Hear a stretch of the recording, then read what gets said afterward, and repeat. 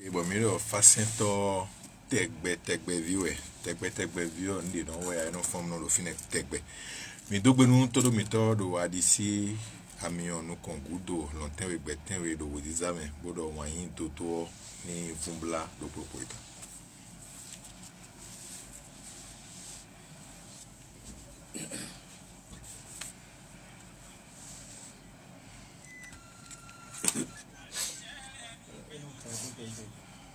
Vou com eu acho um filho não.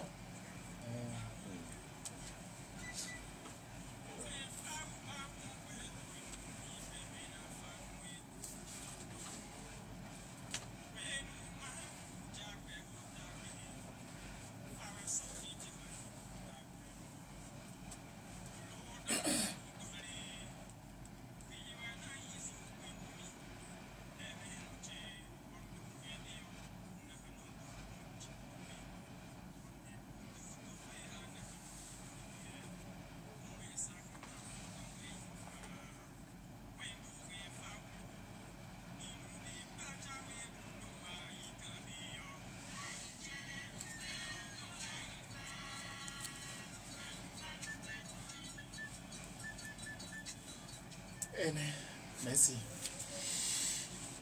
C'est une belle mélodie, mais je dirais que Fa est plus que prophète de Dieu. Ene on mi nado e hukan kanjiji pon bo fali yo nado broda ito bauton we. Non, j'ai dit Fa est plus que prophète de Dieu. Broda ito bauton. Fa est l'ensemble de tous les prophètes connus et non connus d'aujourd'hui. Broda ito ten me to ko me maton kan bi ka je egbe yo ewe imo koton. Tenez-vous tranquille, Jésus est une partie du Fa. Mi mai madame on khashidini yo. So merci Jésus. Mahomet est une partie du Fa. Krishna et Ms. Enoch, c'est des parties du Fa.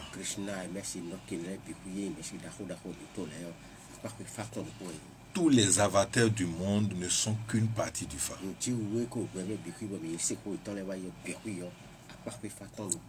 Alors qu'est-ce que Fa? Fa est le cœur de Dieu. Fa, c'est les narines de Dieu. Fa, c'est la langue de Dieu. Je le dis et je suis bien placé pour le dire. Parce que qui peut parler comme ça est celui qui a fouillé un peu de tout dans la mesure du possible.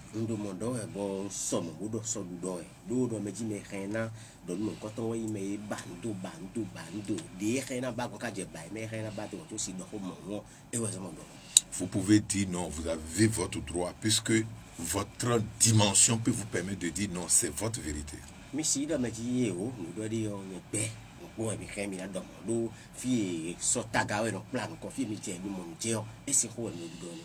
Et vous pouvez aussi dire oui sans accepter parce que c'est ce que j'ai dit. Ce n'est pas grave, c'est votre dimension aussi.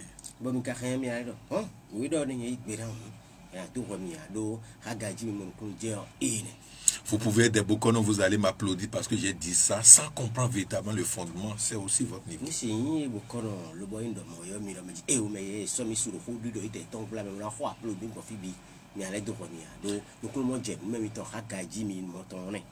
Je passe par ici pour lancer un joli coucou au Bokono Olu Asakpe, Bokono Akplogan, révérend pasteur de Fa Church Benin.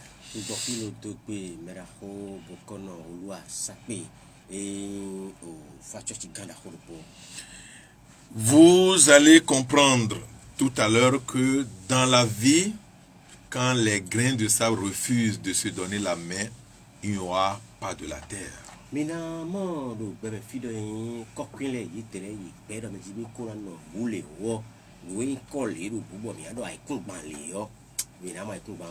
Et s'il n'y a pas de la terre, sur quoi vous allez poser vos pieds, vous?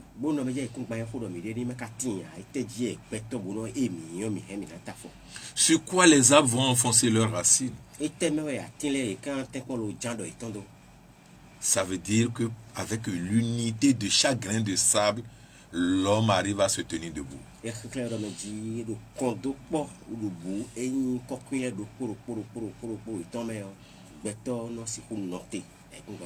Alors, est-ce que cette idée peut vous traverser un instant afin que vous puissiez vivre selon cette loi de l'unité? Nous ne dit de cas si coûte pour nous imitant zèle le roi imitant zèle bon il a mort ben dit ah et le dion ben c'est dans nos et berton ya. N'est-il pas temps pour que vous enleviez de votre vue le brouillard qui vous empêche de bien voir? Oh, et au subondo benji, ou à polo et de nous commettons minato mono, et subondo benji minan dessin le ramono John Way.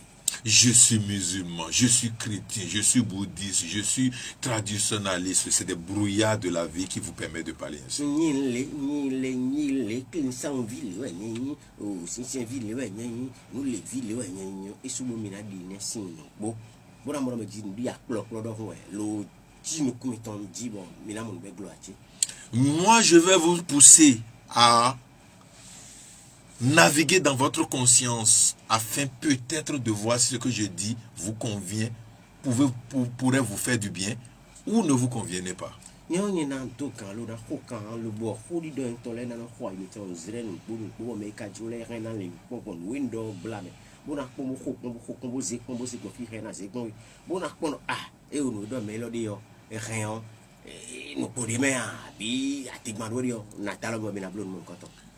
Je suis un tout qui a compris qu'il est vraiment le tout et qui est prêt à parler du tout.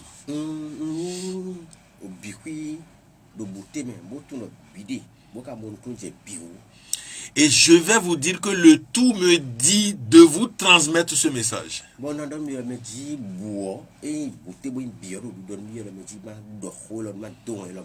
Que nous avons dépassé l'étape d'une partie du tout et que désormais nous devons nous donner la main pour être ensemble.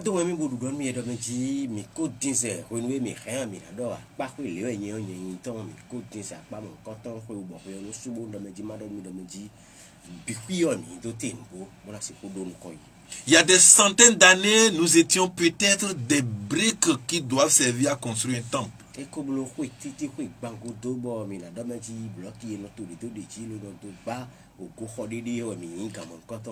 Mais aujourd'hui, les briques ont servi à construire déjà le temple. Parlons de temple et non désormais de briques.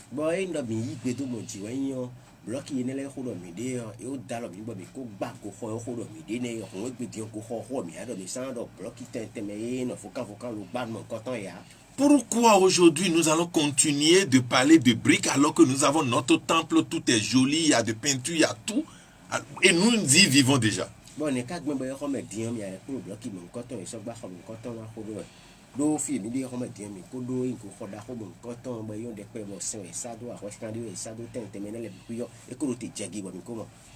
Vous êtes chrétien, vous passez devant une maison. Supposons que vous avez envie, un envie dépassée d'aller à la selle. Et la maison, la première maison que vous voyez, c'est un temple de vaudou. N'allez-vous pas rentrer pour faire votre besoin? Oh, le cambio est merci, cambio me dit Flavomi, qui sent toi, le bon, mais bon, mais le routonaï, à Fodji. Bon, et Rémi, même que tu es un coffee, oui, bon, mais on est un bloc, mais on a appelé quoi, un coup de l'élève. Bon, mais bon, quoi le pot, quoi il est en Flavo, oh, papa de Beji, habite des crèmes de Béclair, photo, mais à bio final au dé, le mais beau et d'ailleurs. Est-ce que c'est la philosophie inculquée qui va vous permettre de salir votre caleçon ou bien de rentrer chez l'autre tout simplement pour faire votre besoin? Oh, quand bien merci ton il me dit Flavo, nous est causé, ta mais nous millions, nous est ouais dans zone. Bon, mais non, eh oh, ma botte, chocoto, tchèque, blé, habillé, oh, ma tête pour l'eau, yi, ou à fort Dieu, finir, ou vous avez un besoin d'aller à la selle et vous rentrez dans une forêt que vous ne maîtrisez pas et vous tombez dans un trou. Et qu'est-ce qui se passe? Un vaudou non passe pour chercher des feuilles, vous voit dans le trou et tend vous et cherche à vous sortir et vous dites non, parce que tu es vaudou non, tu ne vas pas me sortir. Ah, vive la vous, mi, oh, d'adore, et son coup de meurtre, mi, son coup de mi, la vous, débat, mi, ouais, j'ai tout les mains. Bon, tu n'es même, mi, j'ai, faut donner des cours à m'attendre des débats, la vous, oui, j'ai fait mon coton, le moment. Bon, ah, t'as dit, à tout mener, la vous. Mais le petit mina talon, bon, d'or, toi, c'est tout mon coton, mais nous, tout à même, nous, la soirée, mais j'ai peut-être mon coton, un talon, mais pire, ah, quand il y a. Si vous continuez de vivre comme ça, ce n'est pas vous qui avez de problème, c'est Dieu lui-même qui a de problème. Et il a dit, mais pour le exemple, quand on est cadre fille, il dit, remettons, n'a pas même mais le exemple, quand on l'a dit, qu'il m'y traite, oui, mais il met le attend, quand on peut nous dire qu'on dit, Léonard, mais au dessous à ce courant. J'ai dit ça, j'ai tiré cette conclusion parce que tout à l'heure, au volant, j'ai reçu un appel. Ndo motin do itewo wedwenja weburu moto chibele lo karo moto konwele yo meri romi. Un monsieur de 50 ans qui a tout ce qu'il faut pour être sa maison, des véhicules, tout, mais sans femme. Et parce qu'il, pour lui, il cherche une chrétienne. Do itewo o nyadi webo je opo kan po di goma wede a nu bi da si to me ren na yede no ko lo ka yede no ko lo edo nyunu e ren na ta do khome ba we lo nyunu na ta do khome do be ji ta Christian je na. Et tenez-vous tranquille, c'est son jeune frère qui m'a appelé pour me transmettre ce message. Bon, mais quoi si vous m'aimez, nous vivons pévi. Et je couteau, toi, voyez la mi, bon, tu m'as mon carton. Et son problème, c'est qu'il faut qu'il trouve une chrétienne. Bon, nous voyons, barrières dire les, attends, le plus beau, oui, nous avons mon clisson, nous avons gagné, nous avons consommé, et même clisson, et ce bandia. Et le frère souligne qu'il a 15 ans, il a été déjà confirmé. Ça veut dire qu'il a fait au moins 40 ans déjà dans ça. Bon, oh, nous vivons le dos de Médi, et comme le bidon, puis à fortement, bon, et il y a plus de bazar, il y a confirmation, mais il y a bicuyo, et comme le nous, et qu'on doit, on commence quand on met et qu'on déboire. J'ai dit à son frère de lui dire que je vais l'aider à trouver une chrétienne. Bon, quand nous vivons dans les dates au roi, à l'heure, la mort chrétien, oui, barré. Et le gars dit comment vous allez faire. Bon, nous vivons quand bien nous, n'est pas un merci. Je vais prendre n'importe qui et faire de celle-là une chrétienne. Parce que et chrétiens, et musulmans, et vaudounos, et bouddhistes, et zorates, et l'école de Confucius, qui vous a dit que vous êtes différents. Nous merci l'intermédiaire au fond de nous chrétien ou la gouvernateur nous t'aimons Confucius ou pas mais quand on me dit mais pour vous me dire l'autre n'a-t-il pas les deux yeux comme toi? mais il faut que des chrétiens me de malin oui mi ba mi dire il y a do nous qu'on dit mais dire donc y a-t-il deux cœurs en haut au sein des chrétiens et un cœur ailleurs? Quand bien même si de me dit chrétien les faut de dire yo au le roi de tant bon à pas dire qu'on de courant. Ou bien ont-ils 4 pieds, 4 bras et quelque chose de spécial? Abi d'afo ene alors ene abi ndeti lo inu de do vori bo kha da me di be Christian wa. On peut avoir quelque chose de spécial. Nous nous de do vori ti me kha na do nous pepe.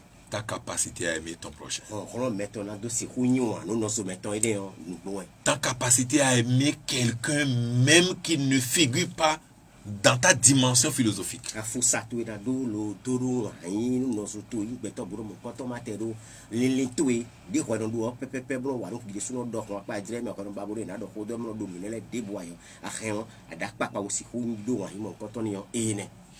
Si tu es vaudounon et que des gens habillés avec la culture vaudou te rendent visite, et en même temps des chrétiens te rendent visite, toi vaudounon, c'est d'abord les chrétiens avant de servir les gens de vaudou. Oui, mais il met le retour mieux quand même, mais il faut nous rien. Le bon, il met il faut qu'on ils ont vite les qui va quand tout pour Christian de pour abattre non les oui mais il faut nous il tant qu'on le bassin il met le Christian au village bassin de tu vois bassin mais il tout les. Parce que les autres déjà peuvent te comprendre, peuvent s'asseoir chez toi sans crainte. Aide celui qui peut avoir crainte de se retrouver, d'être à l'aise. Mais dès qu'il met tous les beaucoup le poids du carrelé était rien à tenir, il m'a dit que si l'homme est que sans l'autre me dit non, oui mais il mais des fois la limite on dit il était rien à si dit loi Kabassini était un coup de les rien les noms d'Aïcho et un jour, j'étais au pot de péage de Ouida quand le véhicule d'un prêtre était tombé en panne. Oh, asibelo potin le bon rimbe clio ko dans le coach clio ko na do fi no moto le do etiri ba lo pon ph ne bon o yo ko do ko sin moto itu e poso. Et non seulement je lui ai dit de rentrer dans mon véhicule pour que je le dépose, parce qu'il va à l'église Saint-Paul de Ouida, mais j'ai appelé un ami mécanicien de venir récupérer son véhicule. Et nous suivons. Bon, ndori pondo moto to kuzo o ya ko no. Na kupe highway ndo ame ndo bio moto chibe ko ma ton so yi fia kwimbe do kwimbe yo ko de Saint-Paul lo kale so lo kan che lo le yo o me moto blo to mécanicien chi bro meji il va ton moto ye no bi non seulement il faut réparer et vient garer ça devant l'église catholique Saint-Paul de Ouida. Ndo meji ana blo pombo ndo meji a blo na fofo ko blo o ma so wa ya ji ame e a blo fo ale aso lo aso glindo yo ko do ko do bi si no confine fi si glindo. Et quand j'ai fini tout mon trajet, je suis repassé devant l'église pour voir si le véhicule est déjà là. Bon, on faut aso ou enye ko ton bi ku yo le a confine lo ko do meji a moto me la ko ton e ka ko aso ganya. Je n'ai pas cherché à prendre le numéro du prêtre.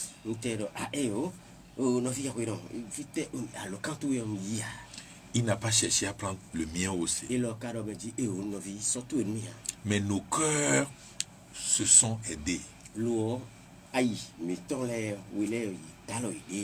y a quelque chose en l'autre qui répond en toi et il faut que tu restes tranquille pour l'écouter.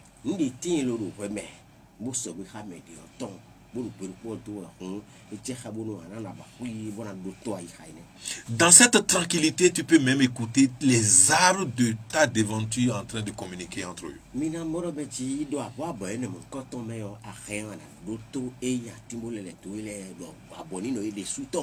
Diriez-vous que c'est la superstition?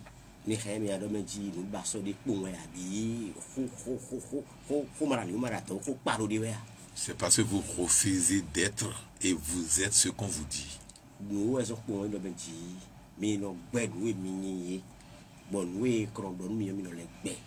Comment est-ce que vous allez accepter ce que les gens vous disent et refuser ce que vous êtes vous-même?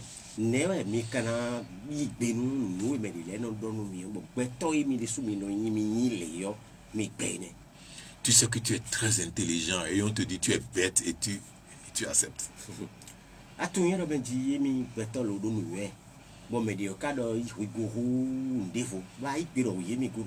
Sinon, comment, avec tout ce qu'il faut pour profiter de ce monde, tu as, mais jusqu'à 50 ans, tu refuses de prendre une femme, soi-disant tu veux prendre une chrétienne. Est-ce que celui-là, on peut lui attribuer de l'intelligence ou autre? Je ne veux pas dire le nom.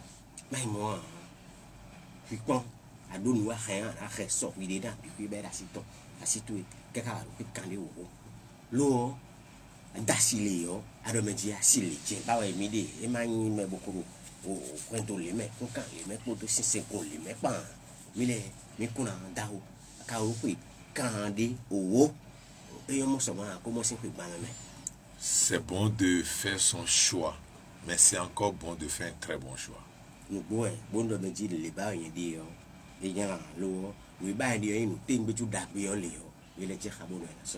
Et si mon gars, tu es quelque part et tu peux m'écouter, je te dirai qu'on se marie socialement.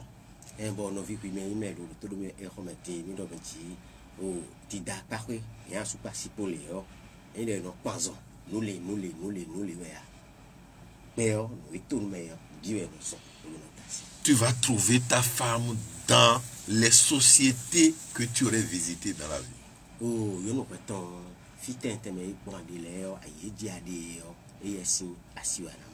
Plus ton domaine de définition est grand, vite tu vas trouver ce que tu veux.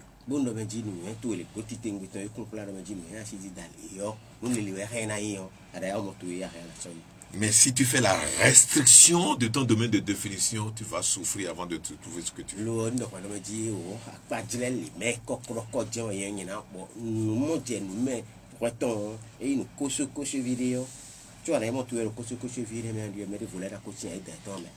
Le tout en moi vous demande de suivre l'enseignement de Oliofu du jour.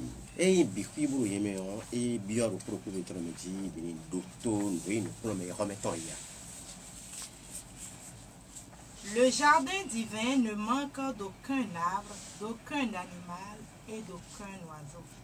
Accepter vivre dans ce jardin, c'est respecter la différence. Et jipa mawo ton atin de bouchan de mer. Quand il de bouchan de mer, mon tien révélé de bouchan de mer. Igbe, le voilà non, jipa mon coton mer. Et il doit dire, et si, donc, mais de fou, oui, t'en faut 7 fois. Il était une fois, au temps de Romila, toutes les couleurs du monde entier se mirent à se disputer.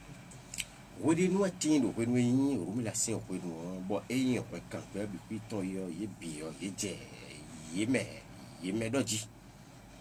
Chacune d'elles prétendait qu'elle était la plus belle, la plus importante, la plus utile, la préférée de la vie. Do pro pour ka mon ko ton ye no pa so no di e mi yo de pe e mi me ti e mi me re na zan le e mi me pe ro to ton yi bon mon ko ton e do haru yi tele mer. Elle se vantait à haute voix, chacune étant bien convaincue d'être la meilleure. Do propos étant, il no so il do me di e quand ba vous semi wo lu fouet, mi re kan etin. Le bruit de leur querelle s'enflamma de plus belle. Bon, il en font le bon do oh singidi mon coton dit que bi au bueno. Soudain, un éclair d'une lumière aveuglante apparut dans le ciel, accompagné de roulements de tonnerre. Madame content, ya mora me di nous li weka daho e we si zaton de tin lo tin lo e njoglo lo me toro ko ti kwe ton lo bo singidi o ron ti te gbeton de jeton ton. La pluie commença à tomber à torrent sans se calmer. Loé, ye mon coton se dit ji daho ti te gbe de tin lo ben lo ti jawa kaka lo gbe bi bon lo gbe kin kemen do. Effrayées, toutes les couleurs se tapirent et se rapprochèrent pour chercher un abri les unes près des autres. Ye me kwa kan lo jire do lo di ziwe yo e khasi je di je lo pro to je si se po di je si se po di kaka na do se ko tempo lo mo fi na no yo e lo tanabo merina se po meri. La pluie prit alors la parole et leur dit: Ko ile no jiru ti jawe yo e holo do etenu ye. Stupide créature qui vous battez entre vous pour rien, chacune essayant de dominer l'autre. Ne savez-vous pas que c'est le grand esprit qui vous a faites toutes, chacune dans un but particulier, unique et différent? Ndida mado no e mi me lo fon lo khoro mi de me le ma tun yero me ji mi fon mo khoro mi de me we bo me de no na dudu me de ji mi ka tun yero me ji o ye daho e we do ko bi ton bi kwi podo nu e mi he mi na wa so e mi he mi na wa bi kwi po bo fifo bo fo ma de me yo mi ton ai. Il aime chacune d'entre vous. Il a besoin de vous toutes.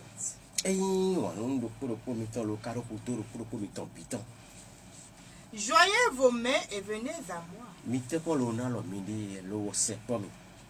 Il va vous étendre à travers le ciel en un magnifique arc-en-ciel pour vous montrer qu'il vous aime toutes, que vous pouvez vivre ensemble en paix, comme une promesse qu'il est avec vous et comme un signe d'espérance pour demain. Et dans le temps de propomiton, nous tu t'es mettons, li au attention l'autre, aïe très bien, merci. Aïe aussi, quoi, comme quand on dort. Le bonheur, nous de propomiton, nous n'avons jamais nos propres fifarantines, nous propomiton. Bon, nous déboyons, nous brumidoli, ben, nous bibiol, yaminamo, pas mon coton fruit. Le calais, oh, ouais, quand éclat de reine, nous sommes et jaouédo. Ainsi, chaque fois que le grand esprit envoie une pluie pour laver le monde, il place l'arc-en-ciel dans son ciel. Et quand nous l'apercevons, nous devrions nous rappeler qu'il veut que nous sachions, nous aussi, nous apprécier les uns les autres et le louer de notre merveilleuse complémentarité. Mon coton me puede bunu e daho ena no seti mon coton do bena si putain kon lo wale pe wile yo. E no se o aido kwado mon coton do o jinu ko si on ton bon do me ji mi moyo mi do tun lo da flin do me ji e ba bon do pro mi ton mi ni tun re me ji mi do da no pa mi de me lo na su te ko lo no pa ki goro mi de su lo bo de bodo de wo no ko iran ti lo fi mo ko ton no mi de su no oui ça se fait bon le football. Il n'y a pas de différence entre vous, chers frères. Oh, vigi bonde tindo mime ino vichele. Et je tiens à dire merci à Bukono Denoder qui m'a transmis cette connaissance il y a près de 35 ans. Bon, on peut y vali quand on le tope mais la Bukono Denoder. Et na même quand on me les oui tant de so ya ko yi ban aton mo. Et sa façon de m'édifier en ce moment était vraiment spéciale. C'est un grand homme, ce monsieur. Lobo, wole wi abide son mo koton kole mi bon bo kan mo koton bo na mi klo kan mo koton me e so mo egbe ti mo rabe ti peto da ho de su to gidi ni to da ho. Il me disait en ce moment qu'il y a 256 signes du Fa, mais un seul chapelet pouvait les appeler tous. Et do di don mi e kan mo koton me rabe ti bi bi o fa ron do me le yo tu e tu bo bi do yo do ko a fode Kandia foton kuno de lo et ça Cela sous-entend que les 256 signes du Fa étaient dans un seul chapelet. Et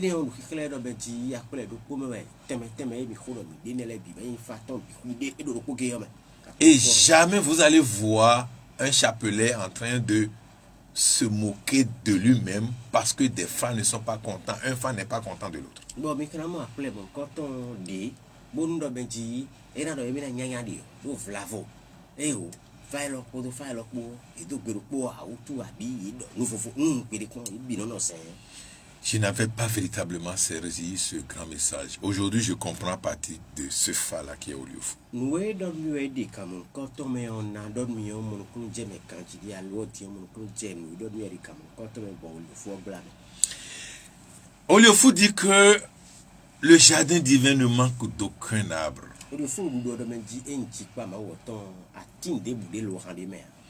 D'aucun poisson. D'aucun animal. Le jardin divin est semblable au tout.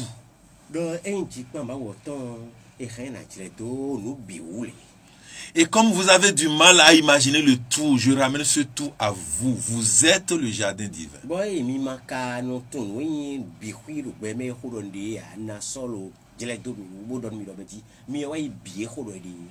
Et vous devez faire en sorte qu'il y ait harmonie entre les différents éléments qui forment ce tout.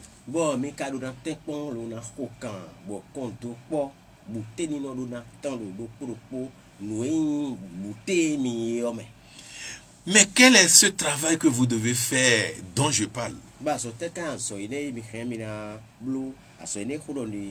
Je sais que des gens se posent cette question. Par où commencer? Dieu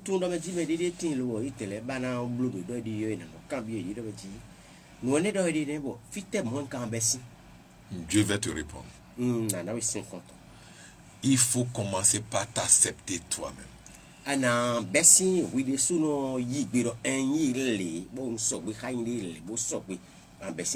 Mon frère, si tu ne t'acceptes pas, tu ne peux pas accepter les autres.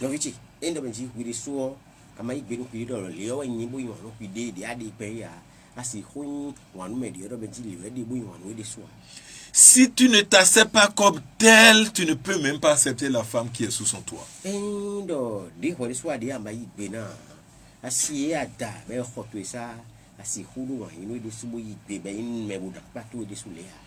Parce que tu vas vouloir que l'autre soit comme ce que tu veux, alors que toi-même tu ne t'acceptes pas.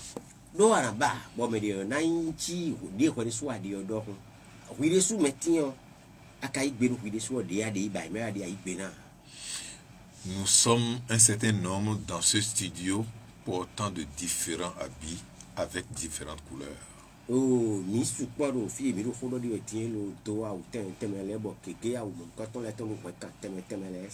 Mais nous avons réussi quand même à faire de ce studio un lieu d'harmonie parfait. Lo mi ka te kon lo do buteni no kon do po me do efi mi de bu ku do le li. Pourquoi nous ne nous collerons pas tout de suite là où nous sommes? Bon ne ka gbe mo fi mi de ko me di mi ma che tire do ji bu che hai no mi de me di ha. D'où est-ce que nous avons trouvé cette paix qui réalise l'harmonie dont je parle? Fi te mi ka ba e fi fa mo ko ton e khale do me di mi no kon do po e ko do de mettre lo. Pourquoi les couleurs que nous avons portées par rapport à nos habits ne se mélangent pas et ne se querellent pas? Ne bon e o ko kan e mi ka do do ou tente me mi to le me yo di ma bi yo di me lo si ki di ko do me. Ko ka mo ko ton le tente ya. Mon frère, accepte-toi et commence par faire un effort d'accepter les choses qui sont proches de toi jusqu'à étendre ça vers le lointain que tu ne connaîtras jamais. No vi ya o yi be o je de adi yo yi be na ji ni mo we bonu we no lo se po le o ara je wa yi na ji ka lo bo yi bi ku na ndo ko ko to. Sais-tu qu'au-delà de nous tous formant un jardin, toi seul tu as aussi le jardin? Atunya do menji mi so me bi ku pele le bondo menji mi o yin enji pa me ko do mi de o ko su kokro ko gogro pa ko le a enji pa me do kwa. Et est-ce que tu sais que toutes les couleurs du monde sont en toi?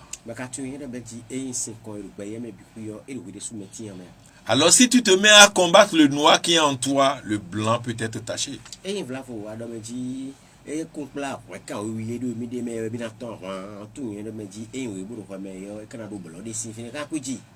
Et si tu mettais le noir à sa place, accompagné du blanc, chaque couleur à leur place, ne seras-tu pas en paix?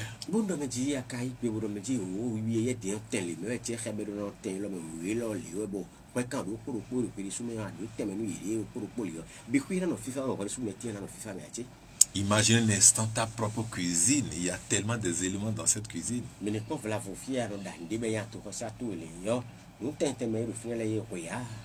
tu es tellement organisé que tu mets chaque chose à sa place et quand tu veux cuisiner, tu prends chaque élément sans difficulté aucune.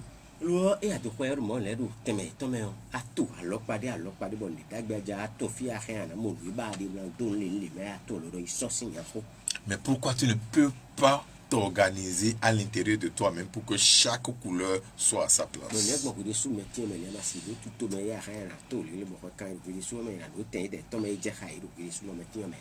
Quand il s'agit des choses extérieures, vous êtes suffisamment bon, vous êtes élevé, vous connaissez tout, mais lorsqu'il faut arranger les choses à l'intérieur de vous, cela pose le plus gros problème du monde.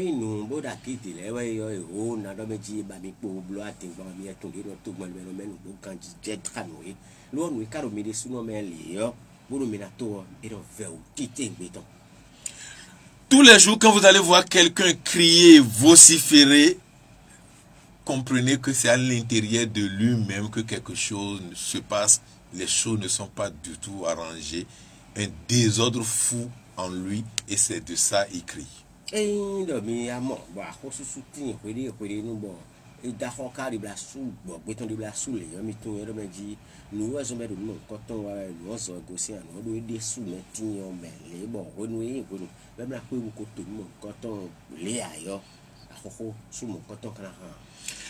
Quand vous dites avec tout votre ego, je suis énervé, ma colère n'est pas bonne, cette colère ne vient pas des autres, sa maison est en toi. Et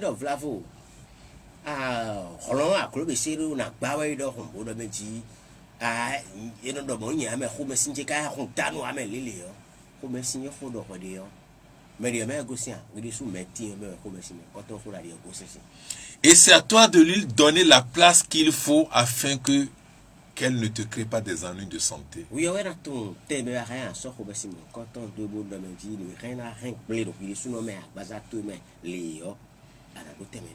Les couleurs se chamaillaient parce que l'une veut avoir plus de place aux yeux des autres.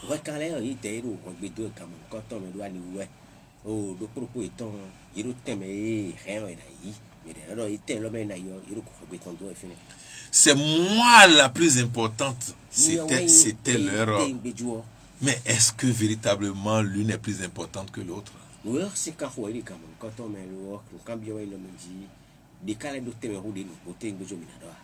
entre le président de la République qui doit rentrer à la maison et celui qui est en train de nettoyer la route en ce moment, qui est plus important que qui? Bon, me dit, mais ça, il tout calme. Quand on nous peut mais des fois, il faut les continuer dans le temps. Oh, allié, rien à bon, il y a lieu, on a technologie là-dedans. Willem, mais quand il met rien, alors il était d'eau, c'est où me dire. Le président rentre, mais quand même avant, il y avait un balayeur de route. Entre le balayeur de route et le président, si vous regardez au tréfonds de vous-même, qui est plus important que qui? Quand on est lo halio e kana zani kwa chube na ibo mene ko zali ne jen ko simi bio mi de sunu me fi mi de ho metio me kai me rien ya do me yedio peut-être tato en de sunu wa yebe wele me. Autant le président est une personne très importante, autant celui qui est en train de bailler la route aussi est une personne très importante. L'idée est to gagne beto o no kule ji agbon bo mo je me do ali o jisani we de sunu beto no kule ji agbon ne wele bi sen. Vous êtes une commerçante et vous avez beaucoup d'argent, vous êtes allé payer. Mais entre vous qui avez payé des marchandises et le pousseur de pousse-pousse qui vous êtes à sortir ça du marché, qui est plus important que qui? Mi a joto karo ko président no bolo e fon mi ton ya jogba mi ton le no bolo se pe npe. Bon mais quelques vidon ton e wa lo na dalo mi pa mo ko to ba mi ton bibek badali. Ni me wele me mais quand il peut torter il peut et rien donc et mais la holédie. Pourquoi vous vous battez pour être le plus important? Ne bon mais quand on me dit bien hokan bon mi jena ime et pourquoi vous ne reconnaissez pas votre place? Pourquoi vous ne voyez pas la vie elle seulement comme la plus importante?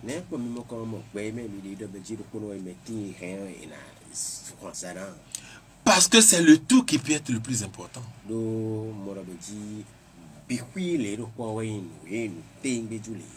Vous devez vous battre pour accepter l'ensemble qui forme le tout et vous verrez que qu'il y aura une harmonie, haute harmonie en vous.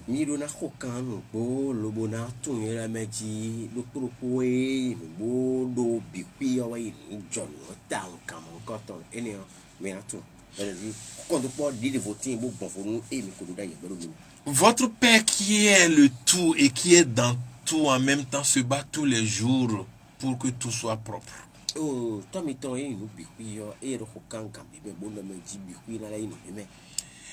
Et vous démontre par chaque chose que vous voyez au quotidien, mais vous refusez de déchiffrer ces symboles.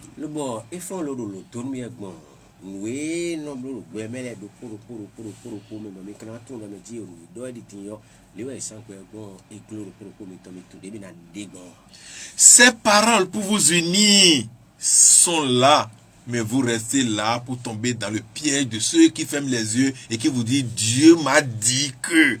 Dieu ne dit pas que à quelqu'un. Dieu a dit à tout, dit à travers tous les éléments de la nature. Bon,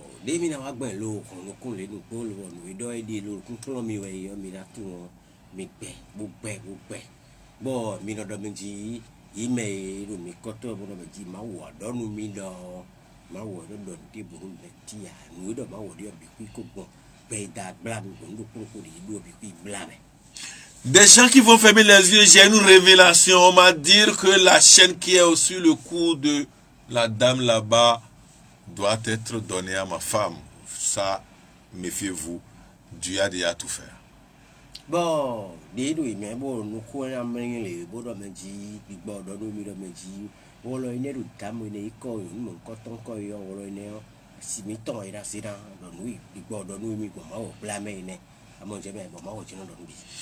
jamais vous allez entendre une révélation qui dit Dieu vient de me dire que mon carré qui est associé à ça, je dois donner ça au dernier des fidèles. Vous n'allez jamais entendre ça.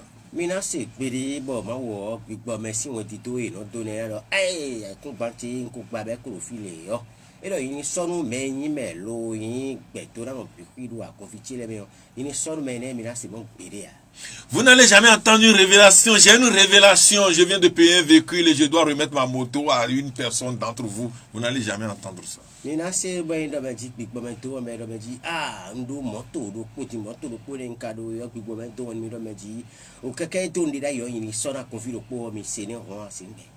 Mais la révélation dit, quelqu'un va tomber, quelqu'un sera enregistré à la fin de l'année. Elle dit, Amen. Bon, l'eau, il croit, et il nous donne d'ailleurs, puis il va me mettre tout en entier. Mais il a qui va quoi que vous mon coton, et n'a jet au con, car il a fait un jet au con. L'eau là, comment tout le monde mire les gars dans mon coton. Ou parfois on dit, j'ai la révélation que tout le monde va cotiser pour me payer de véhicules. Mais moi, il donne mes petits, puis il donne mes petits, ma donne, mes donne pour mes temps, mais là, je crois que tout le monde.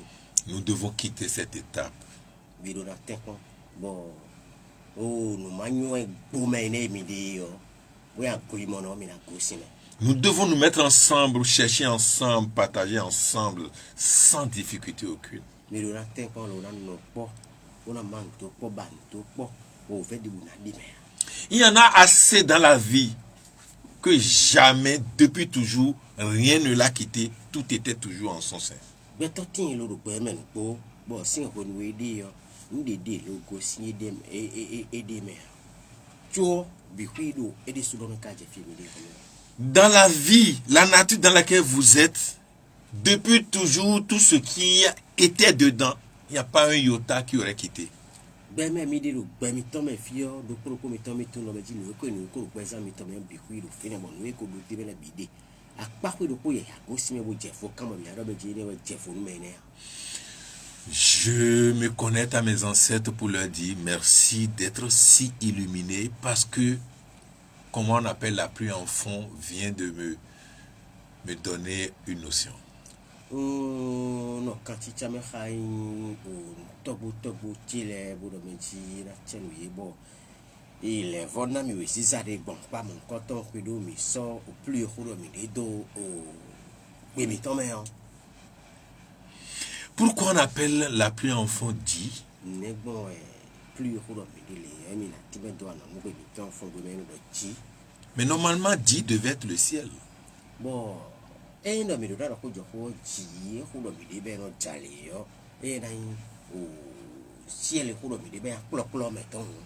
Mais dit ici, au lieu fou, dit que la nature laisse la pluie laver tout sur la terre. L'eau, il faut le dos de petit, ou cœur, et même vidéo, et nous, tu te mets clon, nous, et qu'on a bandit, et bien. Ça veut dire que le ciel a un souci permanent. Que tout ce qui est dans la vie soit propre et pur. Ça veut dire que, et le vidéo de me dit, au dos et dire, ben, au clon, et d'où, n'a dans l'écran de Webby, when nous, l'écran est ton window. Et d'où n'a tête, ou bah, qu'on bandit dans la main. Si vous pouvez faire comme le ciel, vous serez un homme élevé. Mais il dit. Ni mais c'est pour tant que le bleu, il y a clon, donc, qui oui, donc, où est la vidéo encore au point de.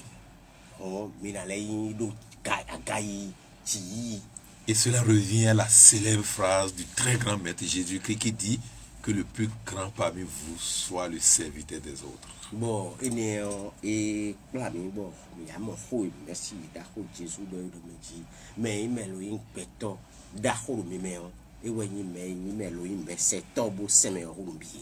Chers frères et sœurs, oubliez toute notion de religion et tendez-vous la main. Nos vies sont nos vies, nous écoutons là, sincèrement, idole, mio, et nous m'a dit que vous venez mia, mais tu n'es pas piquito. Vous êtes seul debout là. Vous êtes 1000 milliards de fois plus important que toutes les religions réunies. Vous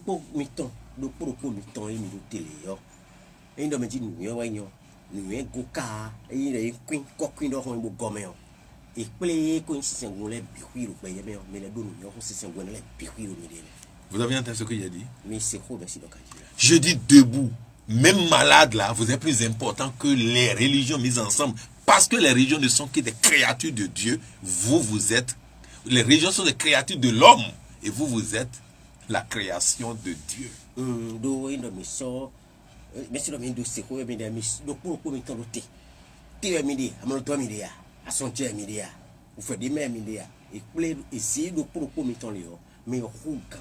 Si c'est bon, Nabi, quand il s'est été au pays, mais puis il dit, doit nous tout, et sort 5 léo, beto et dolly, tout, bedro, 5 ouais. L'eau miteo, nous guido, nous dida, vima autant à mitemikai. Si vous avez des oreilles, moi j'ai parlé. Et il me dit, mais le tout est rien à ses mon canton mieux. Et comme je dois dire ça en fond pour que vous puissiez comprendre, nous me donnons tout, mais vous tout là dominer. Eh, merci pour le petit menu. Merci. Kaka. O eto etinyo no kono eto etondo yen kono dire fite bo mi dio mi dona tondo ndo po yi lo bona gon no kun ken do bon gon o no mema fo no nda ko po ko do fi do dire eyin sinse no e ayin pastor ayin a alo no da ko lo de o sinse no alo pa de wo ayin lo bonu ayi to to ko bonu kun we do yo ano cambio ro kun we na do no mi e dio do fo no e do kun mo ko to no mi chobono ayi ko mo ko ton do la me mo je ka lo bonu do ko ko mi to le mi ni le bo wuli bonu mi di finira on kan hobio ko fa beton wa ko mi ta o ye credo